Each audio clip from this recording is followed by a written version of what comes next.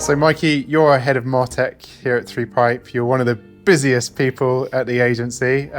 You have lots of responsibilities, but one of the things you're doing at the moment is a lot of GA4 implementation.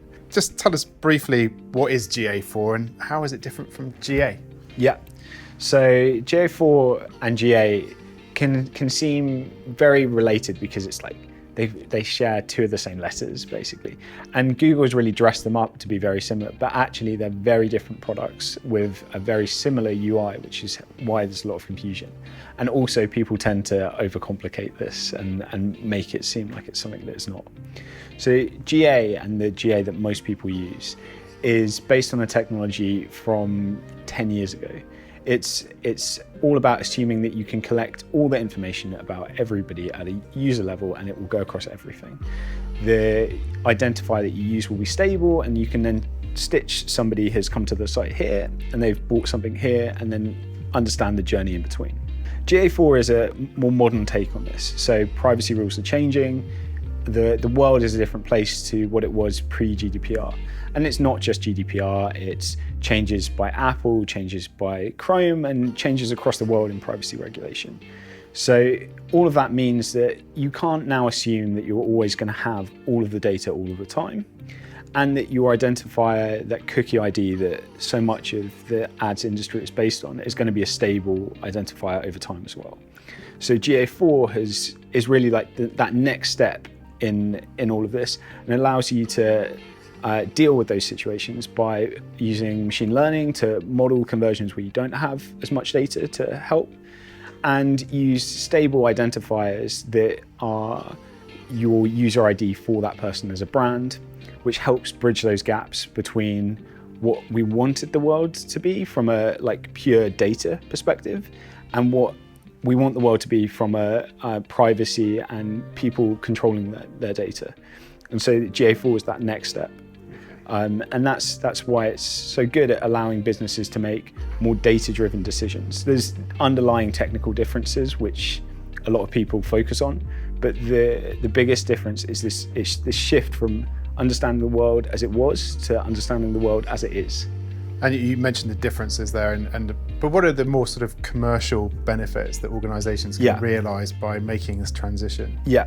So there's two major ones and one that's nice for everybody who's using it. So in turn, the first major one is, as I was saying, because they have modeled conversions as well as conversions that are traditional, you've tracked the user from here to here, it gives you a much clearer picture of what's going on with your business, which any data-driven business wants the clearest picture to make the best decisions, to make those choices that are going to drive your bottom line and improve faster than the competitors. If you're relying on traditional analytics, it will just be a little bit worse. And that's not to say it's not valuable, but that's why GA4 can provide more benefit to you. The second one is that it gives you access to your raw log level data in BigQuery. Now, this is normally where people tune out, but it's really important because this first-party data is going to be the fuel of advertising in the future. It's the stuff that allows you to understand your audience, segment the people who are going to your product pages, segment the people who are going to your category pages, and the ones that are going across your site, the really, really high intent ones. This is the data that's going to make the difference between performance of average to performance that is exceptional. And it gives you access to all of that in BigQuery for free. You could get access to this with GA360 and Universal Analytics, but you'd be paying 150 grand license fees. And that's so you're already having to offset that in the value that it's bringing. The value now that GA4 can bring is all of that in BigQuery without paying a dime other than just your normal Google BigQuery costs, which are not substantial. And then the third benefit, which is albeit less important than making really big decisions based on accurate data and having the fuel for your advertising, is that the whole platform works faster. Right. So everybody who's using it will like you for it because you'll spend more time actually using the data than trying to wait for GA to load it. And it can sound insubstantial, and I've made light of it, but the reality is that data resources, people who are like capable to handle and analyze data, make business decisions based off it, are in short demand. Like there's not that many people out there with that skill set who are relative to the amount of demand businesses have for them. So maximizing the value you can get from their time is really important for businesses of the future. So there are 3 solid reasons to adopt GA4. 3 great reasons. And so everything I know is that the sooner that brands can start collecting that first party data, the better, right? Yeah. So one of the main like challenges with it all is that GA4 can't. It's a completely different data structure to the GA that everybody's been using so far. It won't have your historical data in, which is why we're doing GA4 implementations now, and why we've been doing them.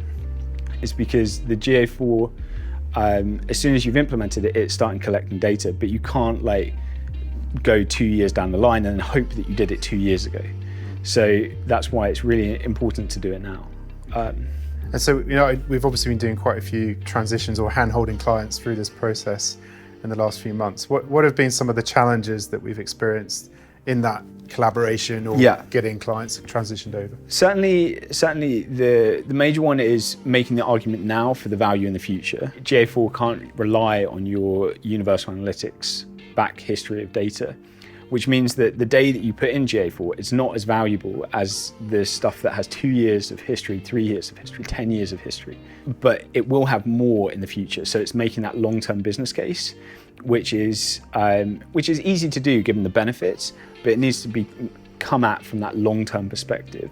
The second major challenge that customers have had in justifying and moving to GA4 is this feeling that GA4 is in beta and it's not finished, and we'll wait because like there's more in universal analytics. And there's definitely truth to this. Like GA4 is not a finished article. It's got some rough edges. But at the same time, once you start collecting the data, Google will work on those rough edges and it will continually improve. And it's getting the data that's in there is the most important thing so that you can take advantage of it. Some of the features that are in Universal Analytics will also never get replicated into GA4, which is something that advertisers will struggle with. Some of the more granular like dimensions that are in Universal Analytics are not in GA4.